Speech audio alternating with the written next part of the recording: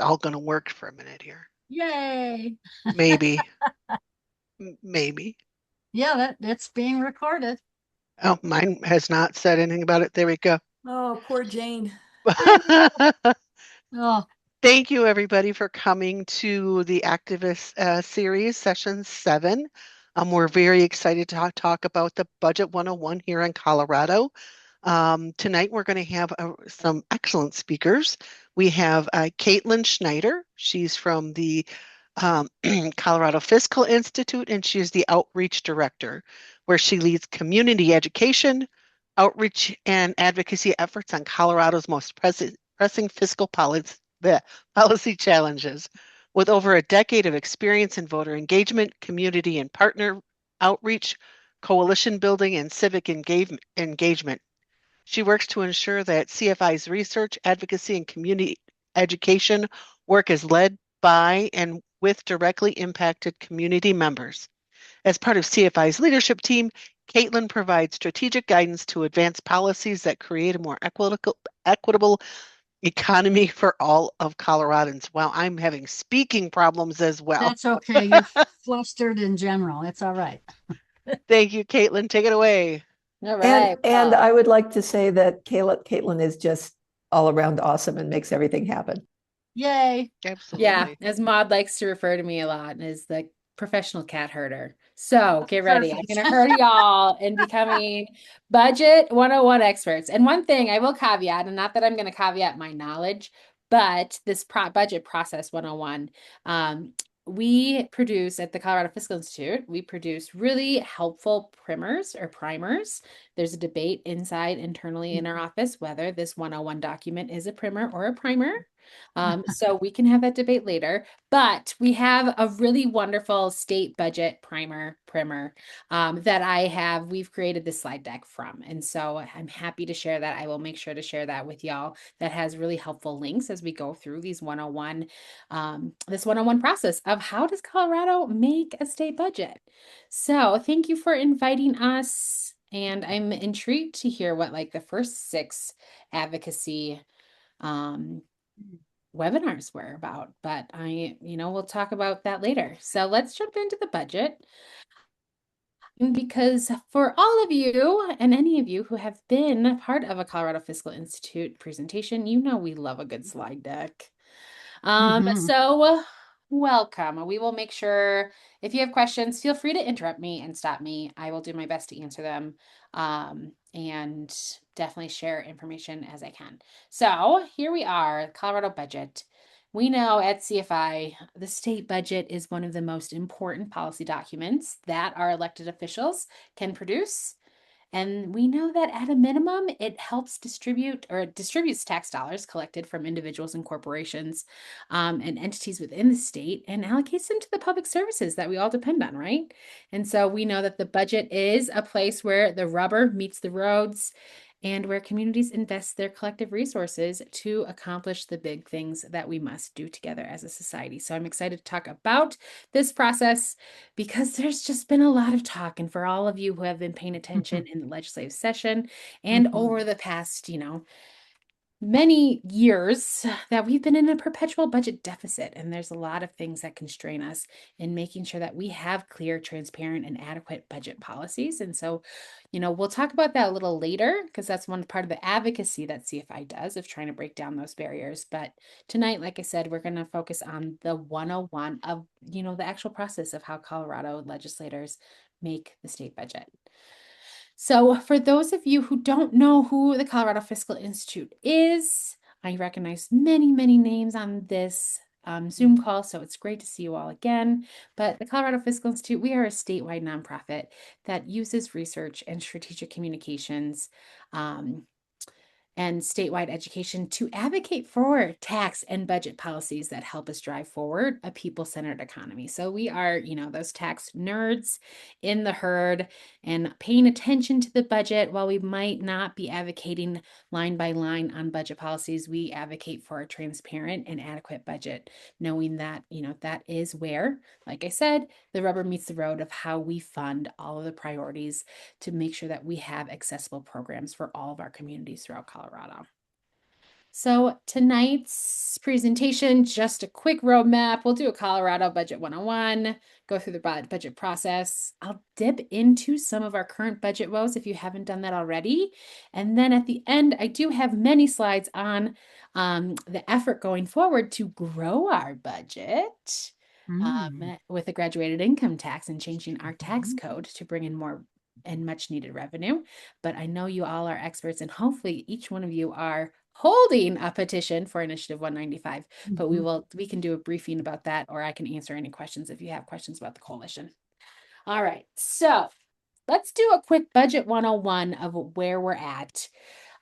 Colorado, here's a broad overview of our state budget. And right now, these are charts for the fiscal year 25-26 budget, the current budget that we're in right now. Okay. So right now, Colorado is operating with a $43.8 billion budget.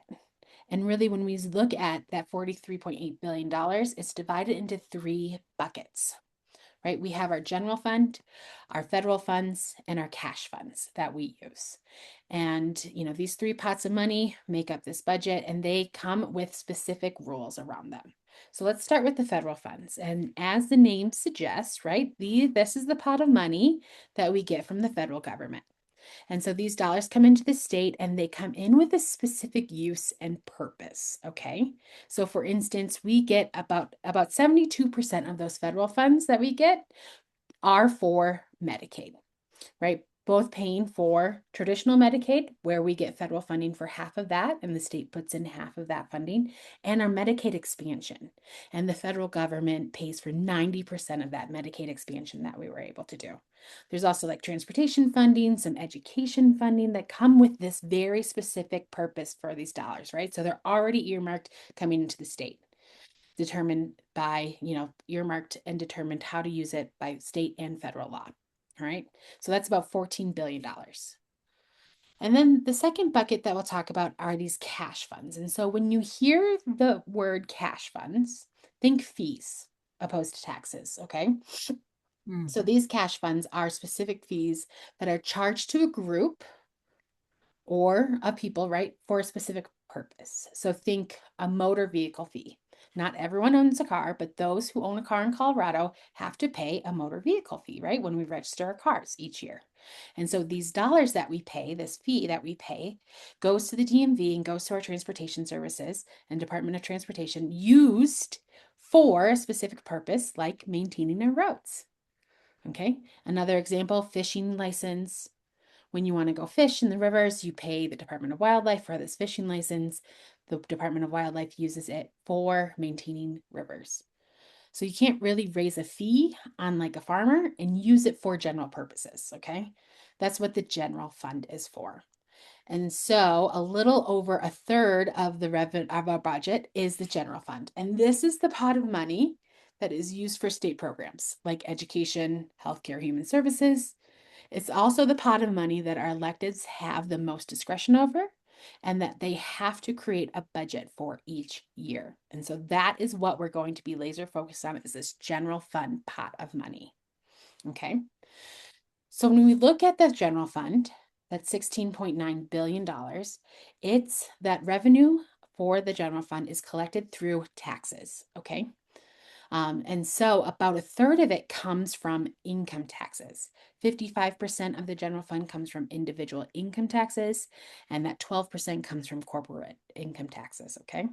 About a third of it comes from sales and use tax, and then that 7% other is, voter approved tax increases, and then other, reappropriated funds like investments, okay?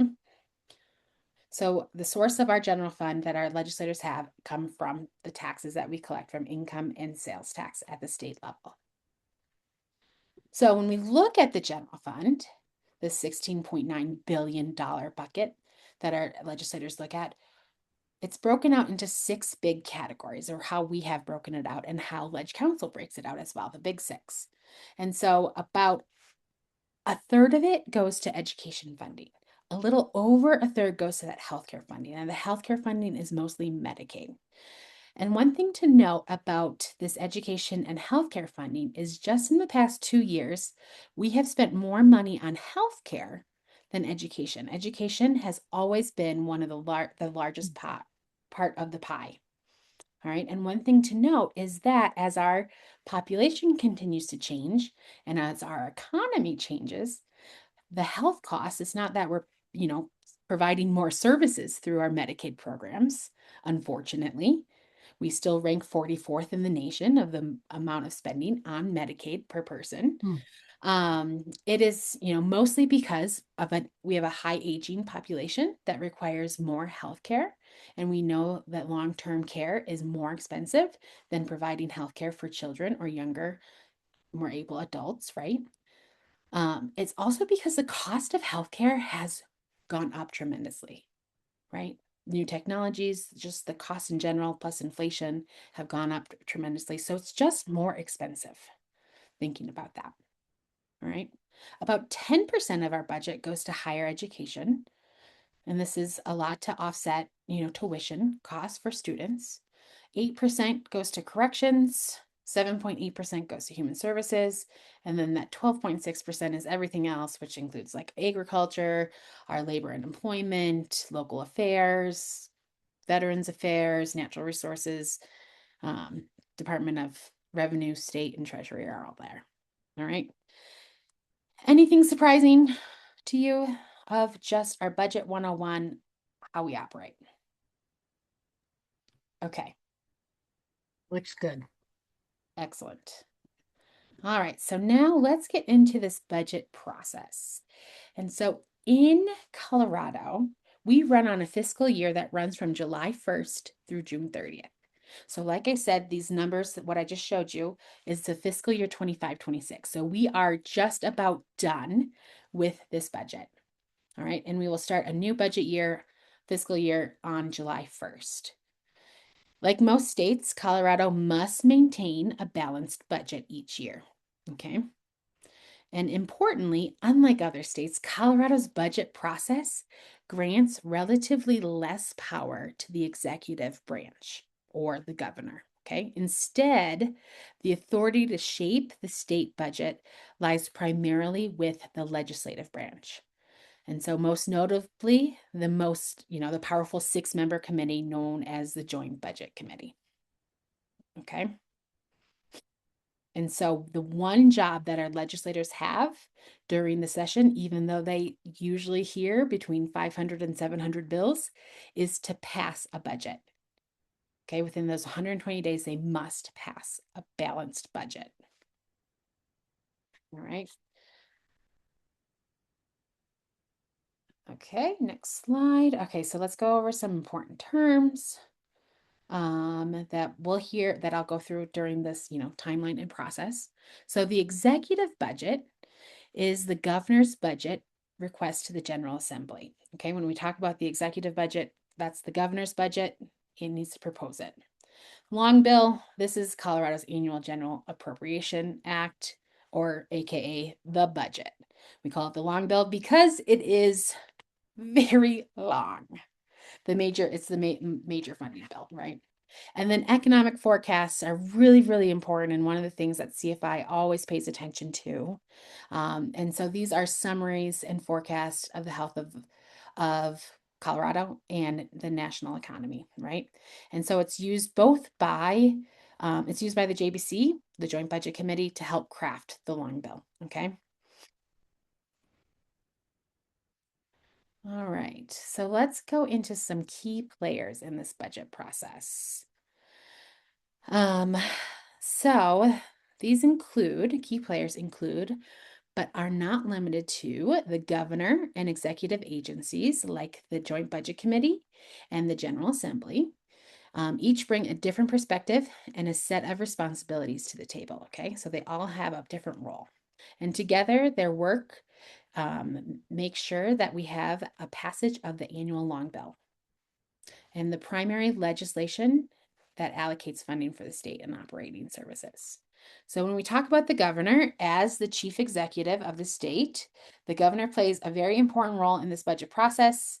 First, they have to evaluate and plan for the priorities of all state departments and develop an annual financial plan. So this plan, like I said, is known as the executive budget, which outlines the proposed expenditures and estimates revenues, and it must be balanced. And this must, they get their numbers. It's determined by the Governor's Office of State Planning and Budgeting, or what is often referred to as OSPB. Okay. And though the executive branch manages and implements the budget when the legislature is not in session. All right. In Colorado, our legislature is in session for 120 days from January to May. All right. So the Office of State Planning and Budgeting, or OSPB, like I said, is the primary support. It primarily supports the governor by providing timely and accurate information and recommendations to guide budget and policy decisions. The powerful 6-member committee, also known as the Joint Budget Committee, or the JBC, which I'll now just say JBC, so it's not a mouthful. And finally, the General Assembly, which is the name for the 100-person electeds. All right. So, Budget 101. Well, let's talk about the JBC. So the JBC's job is to understand how state agencies and institutions are managed and how programs operate and their financial needs. And because Colorado's Constitution requires a balanced budget, the JBC has to work throughout the year to study the budget requests, right? Review documents and hold meetings to prepare recommendations for the full General Assembly. So they have a really big job. And this 6-person committee is super powerful. So the 6-person committee, it is made up of 3 members from the Senate and 3 members from the House. All right. The chairperson of the House Appropriations Committee, one of the majority party members of the House Appropriations Committee, and then a minority party member of the House Appropriations Committee. Okay. The chairperson of the Senate Appropriations Committee, and then 1 majority party, and then 1 minority party of the Senate Appropriations Committee. All right. This year's JBC, the 2026 JBC members, are Representative Emily Sirota, who chairs the Joint Budget Committee, Senator Jeff Bridges, who is the vice chair, Senator Judy Amabile, Representative Kyle Brown, Senator Barbara Kirkmeyer, and Representative Rick Taggart. And so every year, one thing to note is that every year the Joint Budget Committee switches off who is the chair between the House and the Senate. Oh. All right. So this year is the House, where Emily Sirota is the chair of the JBC. And so once members are assigned to the House, they stay, and how often they change depends on if members are term limited, or if a member steps down, or if they are removed from the Joint Budget Committee for any reason. All right. So get to know them, put them on your call list for budget line items that you care about. Okay, so that is more like the 101 terms, who they are. Let's get into the timeline and process. Okay. So while budgeting is an ongoing responsibility, like I said, of the state and the JBC, as well as the governor, the formal process of developing and reviewing and passing this annual budget follows a very structured timeline with key milestones throughout this fiscal year.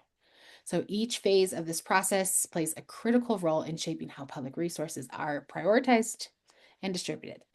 So the main stages of this budget process, the first step is really this executive action. And so by statute, so it's in our laws, that the governor must annually evaluate the plans and policies and programs of every state department.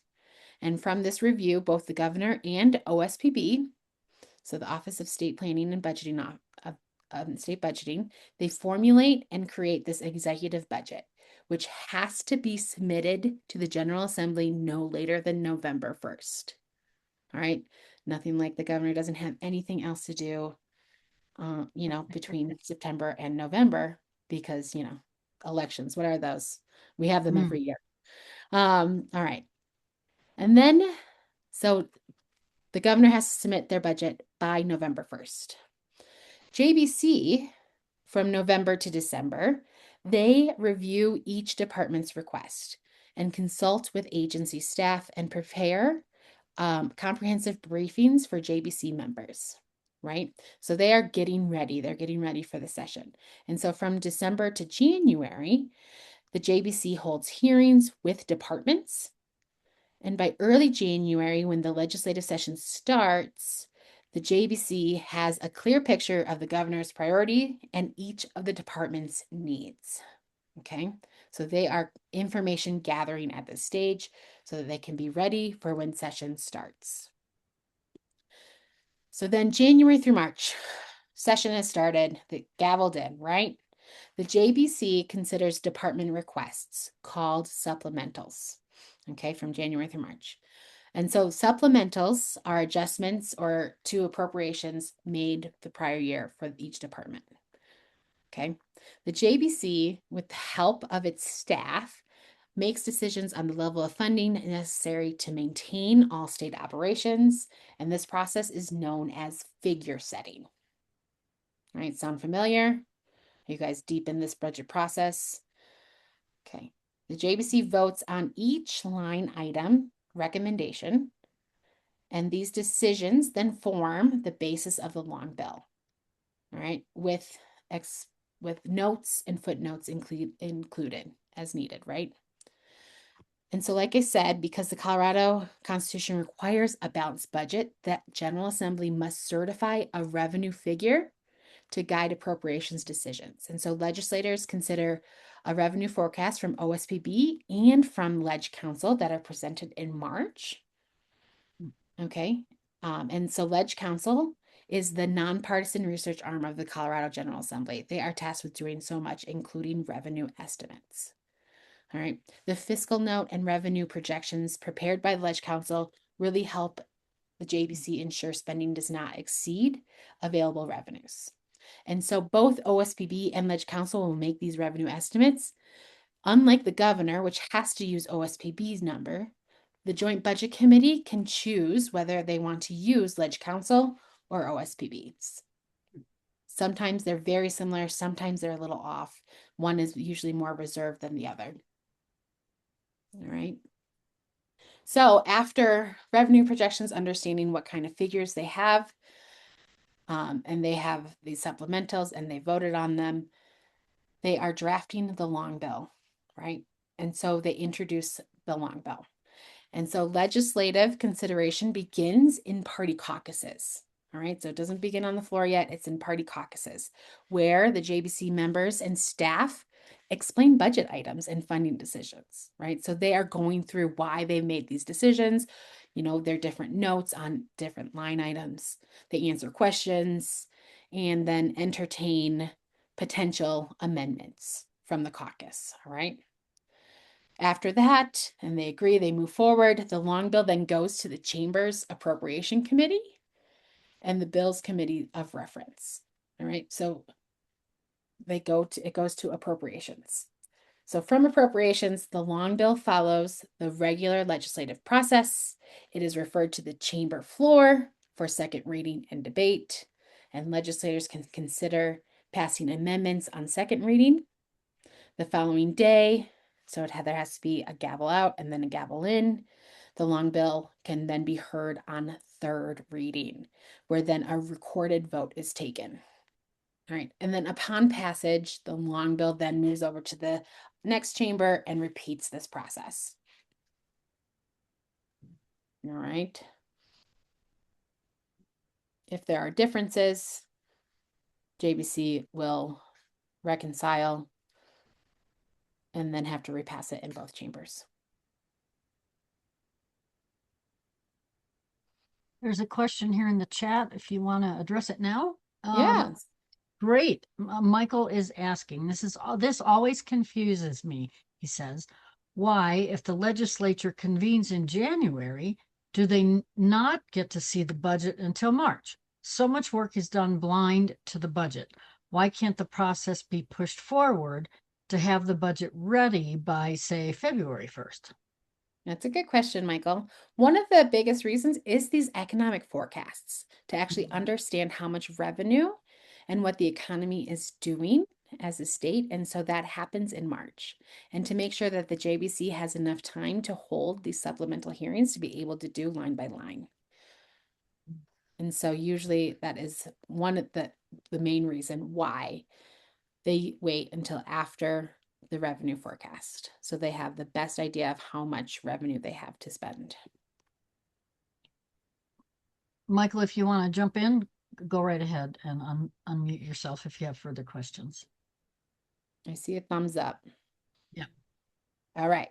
So then let's just say everything is reconciled, the budget passes, amendments were added in, then the long bill goes to the governor's desk. The governor has line item veto power. Oh boy. Meaning that they can go through and veto and selectively veto items in the appropriations bill. Okay. And so once that goes or is done, signed in July, the budget process starts again. All right.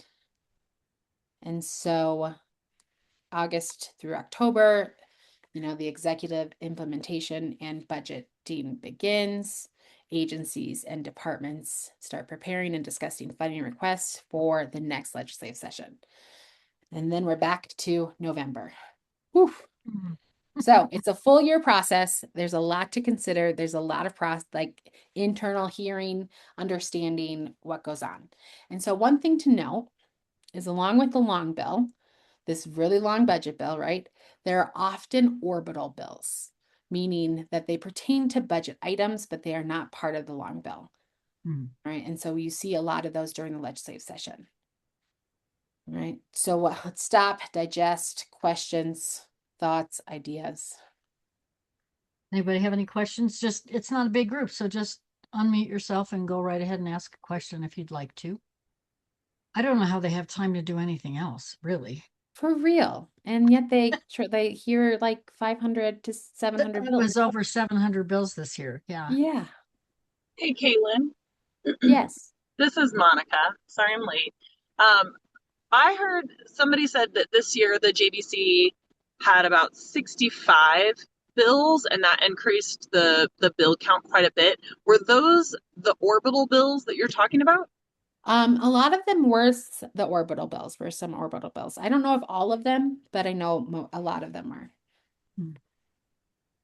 I was actually just curious if you could give a few examples of what the topic of an orbital bill might be. Yeah, so like this year there was an orbital bill around Cover All Coloradans, right? Where it's state budget money. And Cover All Coloradans is the program that we have to provide health care for children and pregnant women who do not have Social Security numbers, so they cannot qualify for Medicaid, right? And so there was a bill that didn't make it into the long bill, but it was on the side. And so they wanted to have separate debate and public hearing around it. There's another one around, usually the school finance formula is an orbital bill so that it can go through the legislative process and have these public debates and spend a little bit more time instead of just being one big appropriations bill. Great, thank you. Yeah. Hey, Jane, look, you're here. Jake, I think whatever was eating my computer stopped doing whatever it's doing, so I'm here. Great.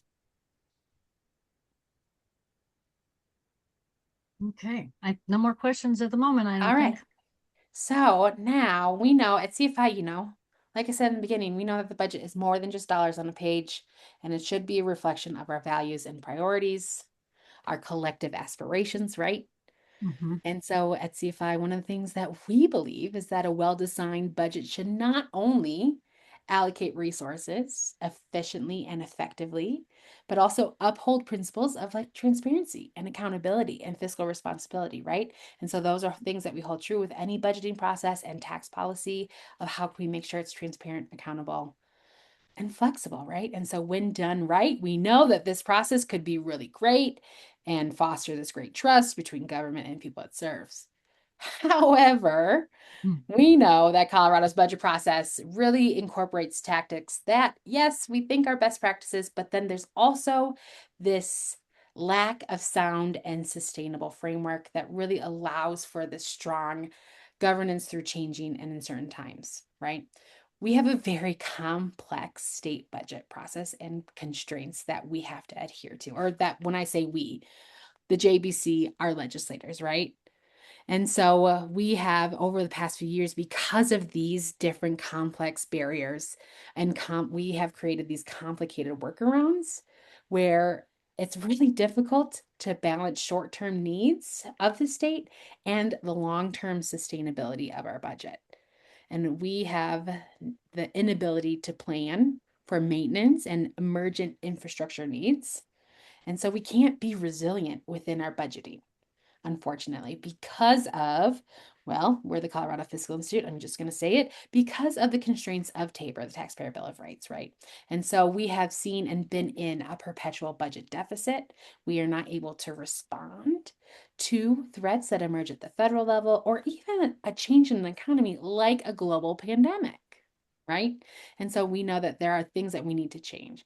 And so before, you all have heard, hopefully most of you, I guess I should say, have heard us talk about TABOR. But one of the things that we know that our legislators walked into when they started January's session is that they were looking at a budget deficit to the tune of $1.5 billion. And actually, I'll correct myself. And going back to Michael's question about when the legislators walked in on January 14th, I think is when we started, it was looking like an $850 million budget deficit. Gosh. But from that March revenue estimate, we learned more that actually we are in a $1.5 billion budget deficit. And so the long bill, which was HB 261410, had to find a lot of different cuts. And so when I say budget deficit, I just want to be clear that it's not that we didn't raise enough money. Our budget grew this year, but a budget deficit means that we are not able to sustain the same funding allocations for the caseload growth and inflation costs. And so because of that, while our budget grew, we still had to find cuts because we cannot maintain the same level of services for those programs. Okay. Maud, question. So, Caitlyn, the $1.5 billion hole Yeah. really had to come out just of the general fund, because the federal funds already were handcuffed and the cash funds were double handcuffed as to what could be done with them. Right. Which Correct. means it was almost a 10% hole. Correct. That's right. And Yep. I've been through 10% budget cuts. It's not pretty. No, and like I would hate to be an elected official right now. Mhm. I mean, not talking about what are the long-term efforts for these budget deficits, because this is also coming off of, this isn't the first time we've been in a budget deficit for the last 10 years, really. And like last year, we had a $1 billion budget deficit that our legislators had to fill. July 1st happened where HR 1 was signed into law, and that was another close to $1 billion budget hole after they just filled a $1 billion budget hole. All right. So it's really important that we are paying attention to this. And I have some charts too. I'm hoping this is my third presentation today. And so I put together a lot of slides. So I think I do have this slide about the impacts of HR 1 and just the corporate tax breaks that we gave and the revenue that we're still losing because we're giving corporations big tax breaks both at the state level. Mon? And you said we filled the hole, but it wasn't that we got more money to fill the hole. It's Correct. that we had to cut $1 We billion last year and cut another $1.5 billion Right. this year. We had to find, there was during the special session, we were able to close some of the hole by closing some tax deductions that were given to corporations, right? And so that's revenue that the state could keep, but that was only a third.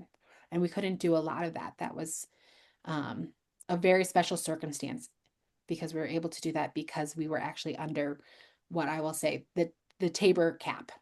And so we could make tax policy change that had incremental revenue. But we had to dip into our reserves and then we had to cut programs. And a lot, we've been cutting and taking money from a lot of different programs. And one of the programs too is an affordable housing program and healthcare. And so Talia, I know that your hand is up, but go ahead and finish. But like this year, what our legislators, I don't know why this is all on animation. Medicaid took the brunt of the cost cutting. There was a 2% reduction in the reimbursement rate. We took away a lot or doubled wait time for adults with developmental disabilities for the services that they need. We imposed a 56-hour weekly cap on the hours that families can be paid to care for their loved ones with disabilities. And so all of these different programs just continue to hurt and hurt and hurt separate populations, right? Our Cover All Coloradans, the orbital bill, we capped how many people actually can use it, what we can pay for, right? And we imposed this $25,000 child cap on how many immigrant children that we can provide health care to. CCAP, which is our child care assistance program. We know childcare is like outrageously expensive. And so there's this program that's supposed to help offset childcare. We've been on a freeze. Counties have been on a freeze for over a year, even before the federal freeze that came. And so we weren't able to help supplement that. We have pulled a lot of money out of the state affordable housing fund, which Prop 123, when we voted on that in 2022, I believe, there was a clause in it that said, hey, you can use this money. We don't have to allocate this 1% or this, I think it's 1% from, I forgot the exact percentage of what we move into this state affordable housing fund, but we had pulled money out of it so that we're not providing that anymore. And, we are increasing tuition costs. We decreased our reserves from 15% to 13%. So really dipping in. And so making, what if, something else happens, we have smaller reserves. So just a lot of different things, a lot of workarounds, a lot of, cuts that we've had to make that we aren't providing these critical services for. All right, Talia, let's get to your question. Okay, I'm just wondering, in the current political climate, how can we budget when the federal administration withholds millions and billions of dollars that Congress has already approved to send to Colorado, let alone any other state? But how do you figure that into the equation? Well, that's hard, and that's hard for any state, but a lot of states have the flexibility that their legislators can come in and change our tax rules too. So not only do we have this really strict growth limit for our state budget, we also have this really, strict limit on our tax system, I guess I will say, of like how our income tax system is set up, how our sales tax system, what our legislators are able to do. Our legislators aren't able to do much without going to the vote of the people. So when something big happens, we have to wait until we put something on the ballot, we go to the vote of the people to make those changes, right? And so it's just, we are always working in the rear, it feels like, of how do we patch the hole that once was. And so one of the ways that we can make sure and continue to have good budgeting and like adaptable budgeting policies is one, getting rid of the very strict limits that we have through the Taxpayer Bill of Rights, which is not actually a Bill of Rights, of course. All right. Well, so like I said, our $1.5 billion shortfall, a lot of this, especially this year, and what we saw for our special session had to do with HR 1 impacts. HR 1 was signed on July 1st. That is the first day of our fiscal year. right? And so we gave big tax cuts for corporations.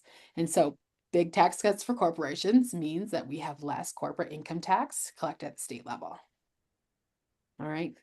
When we look at the tax savings from all Colorado wage earners, if we divide up all Colorado wage earners from the lowest wages to the highest, and then separate them into quintiles or in, groups of 20%, the top 20% is actually split up a little bit more. The richest 1%, so the top 1% of Colorado earners received about $71,000 in tax breaks and tax savings from HR1, while the bottom received about 70.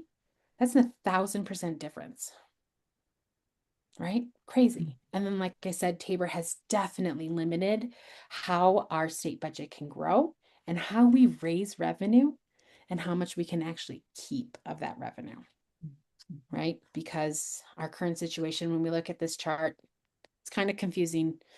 The main thing that I want to just show is that we have this strict Tabor limit, this Tabor cap.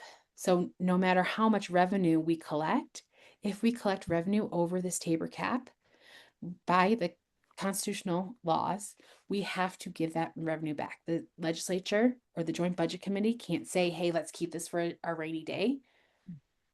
And when we don't collect, we were last year, for our last fiscal year, we were not actually able to budget up to the Tabor cap like we have for most of the previous years. This year that we just created the budget for, mind you, I just said we had a $1.5 billion shortfall. We also have revenue above the Tabor cap so that we have to give it back. And mind you, this is the first, most of this revenue will actually go to our senior homestead tax exemption, which is something that voters voted on and said, hey, let's use the first part of anything above the cap to go to that. And if we don't have that, we have to pay that through the budget. So this will mostly go to the senior homestead exemption. So just kind of wild, because Tabor is a beast in itself and has real constraints on our budgeting abilities in the state. We have not been able to grow our state budget in the way that we needed to, or that we need to keep up with caseload growth, to be able to provide the services, and so this chart, for those of you who have not seen a CFI presentation, we like to break Tabor down, if Tabor is a new term for y'all, into 4 major provisions where, like I said, Tabor strips the ability from the legislature to make tax policy decisions, meaning we have to go to the vote of the people if we want to raise any new revenue or even say, yes, let's take out some debt, to make any increase in tax rates or debt, and also any tax policy change that results in net new revenue. So meaning that our legislators, even looking at the tax code of the deductions, especially deductions from HR1, right, that mostly went to corporations, if we wanted to just close those loopholes and keep the revenue, more than likely, depending on the amount, if it's more than de minimis, which is a small amount, we have to go to the vote of the people.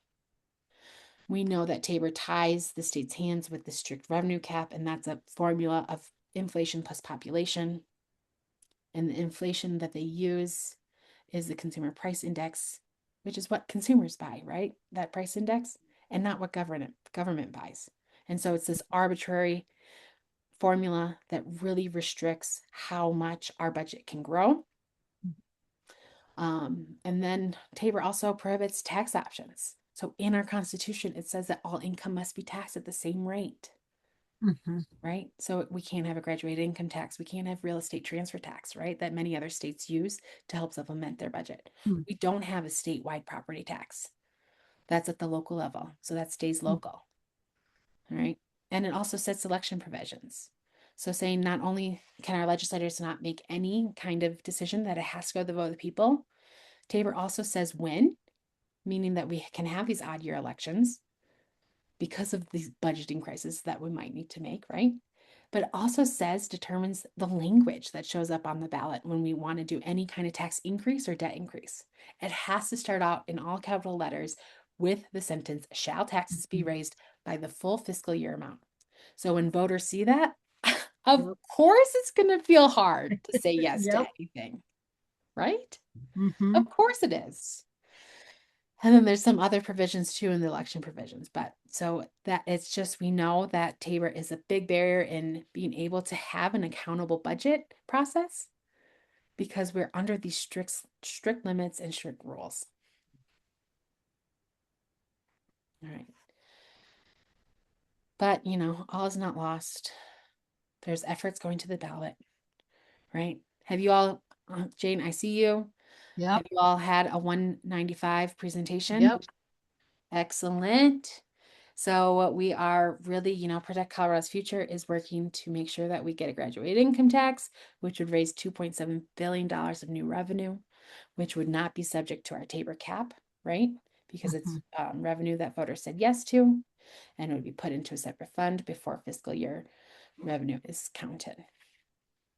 Do we have questions about Protect Colorado's Future? I can, you know, I don't know if you, I'm sure, I know Jane, you have seen, showed these slides. I trained Jane There we go. back in March, just an FYI. Mm. But you know, we are still working on, I'm happy to give like updates on Protect Colorado's Future, where we're at. We have, you know, volunteers in every Senate district of the state, which is really great because one of the things that we know we have to do is get 2% of all registered voters in each Senate district, right? To When's qualify for what's the the ballot. deadline, Caitlin?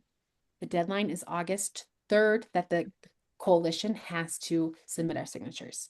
For volunteers, we want to make sure we get those petition packets back by mid-July so that we can do our counting and tabulations, right? Yeah, you guys are actually coming to Gunnison to give a presentation in June. So we're looking forward to it. Yeah. Good. We'll bring more petitions. I'll make sure to send Chris Okay. with petitions. Good. Does anyone have any questions about Protect Colorado's Future? Everyone has a petition in their hand, right? If not, how do I get you a petition right now?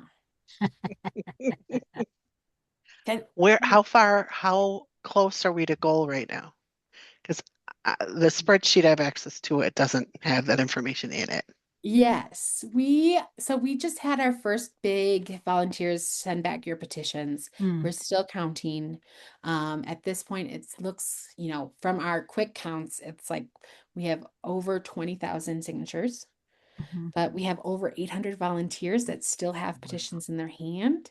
And That's if a we lot. look at each line of those petitions, it's about 100,000 signatures that are out circulating. So hopefully we can get those filled up and back to us. Our goal is to get 200,000 signatures. Right now, the campaign is trying to hire some regional like field organizers. So if anyone is interested or you know anyone who might be interested, it's on the Protect Colorado's Future website. So it's, you know, May 20th.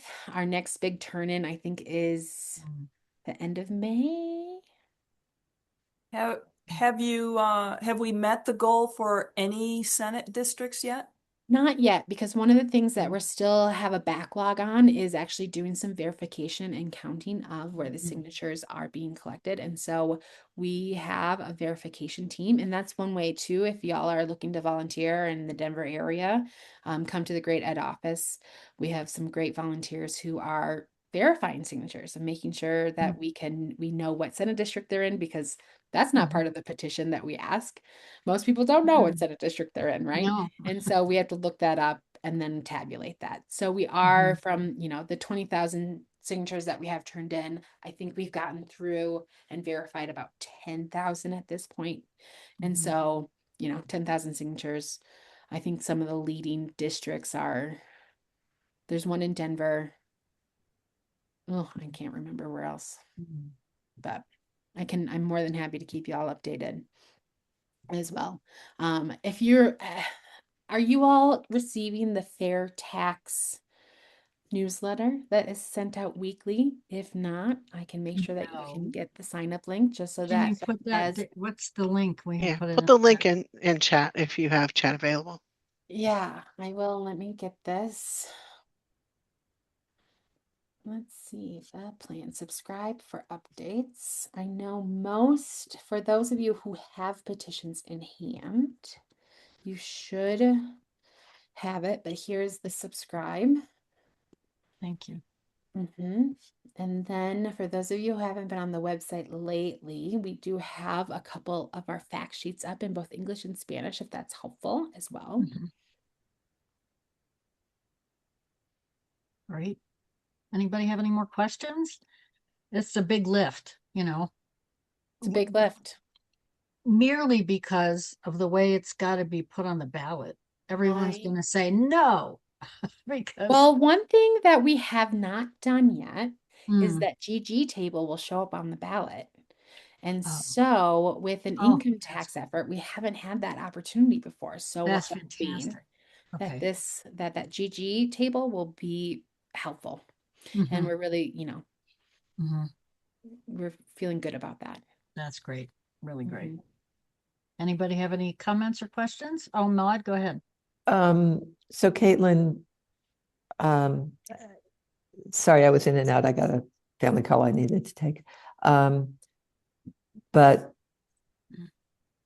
this initiative increases the size of the pie Mhm. and lets us spend that increased pie. Correct. 135, and I don't know if that's going to be the ballot number.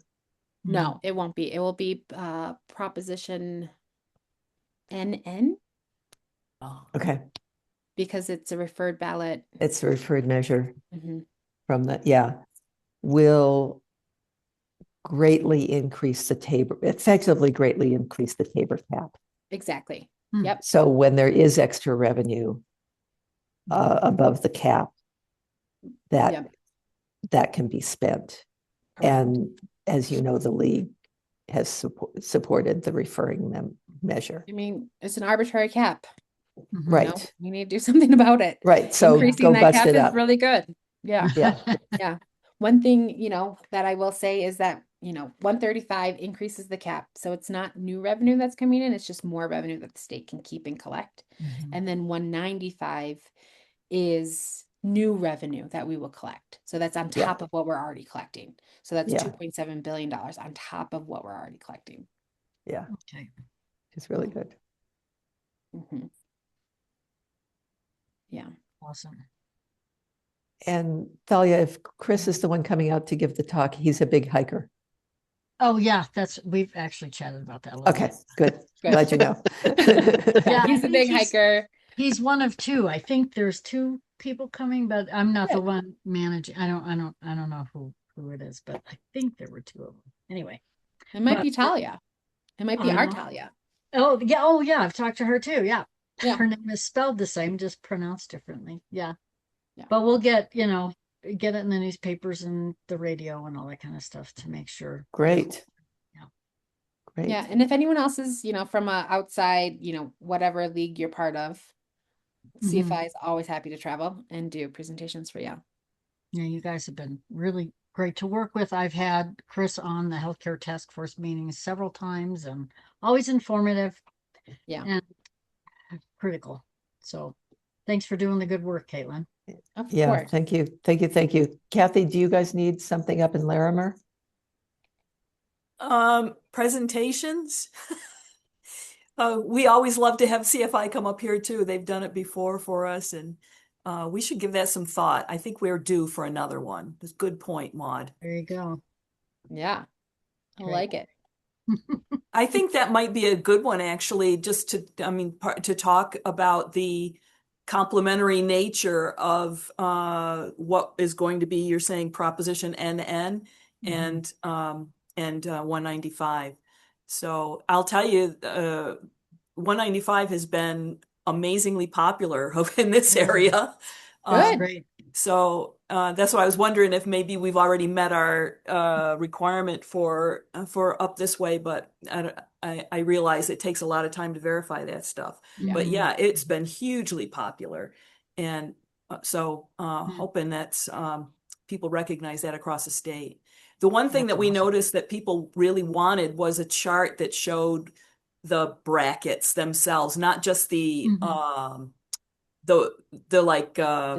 table of representative, I guess, taxation, but the actual breakdown of brackets. And that was Talia gave us that that chart that we put to use at our petition drives.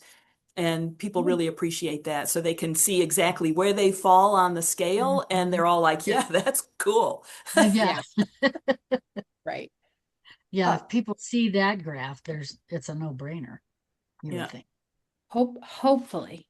Yeah. Hopefully. Yeah. We just gotta talk Really. to at least 200,000 people. Yeah.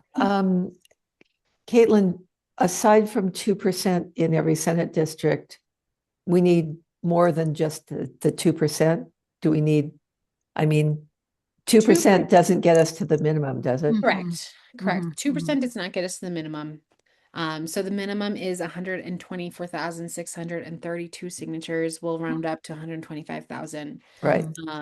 So it does, yeah. And 2% in each Senate district is closer to like 80,000. Mhm. So even if a district has met their 2%, You the collect more still signatures want they more. can get, the better. Exactly. Okay. Exactly. Don't stop at 2%. Keep going. Yeah. Cool. Okay. Good. Wonderful. Good to know. Thank you for giving your third presentation of the day. For You're today. welcome. Yes, This thank is you. really, really great, Caitlin. I Thank you think so much. I broke my record today. Good job. Well, you did great. Even if we're the last one, you couldn't tell. Oh, thank Not you. at all. It was great. Anybody have any more comments or questions? Otherwise, it's probably time for dinner. Absolutely. I'm glad my computer's working now. Thank you, Thalia, for helping me out there. Thank you, Absolutely. Caitlin, for coming in and everybody joining. This was I learned a lot, so thank you. Yeah. Yeah. Good. Wonderful. Yeah. All right. Thank you Thanks, for inviting everybody. us. Good night. Good night, night. everybody. Take care.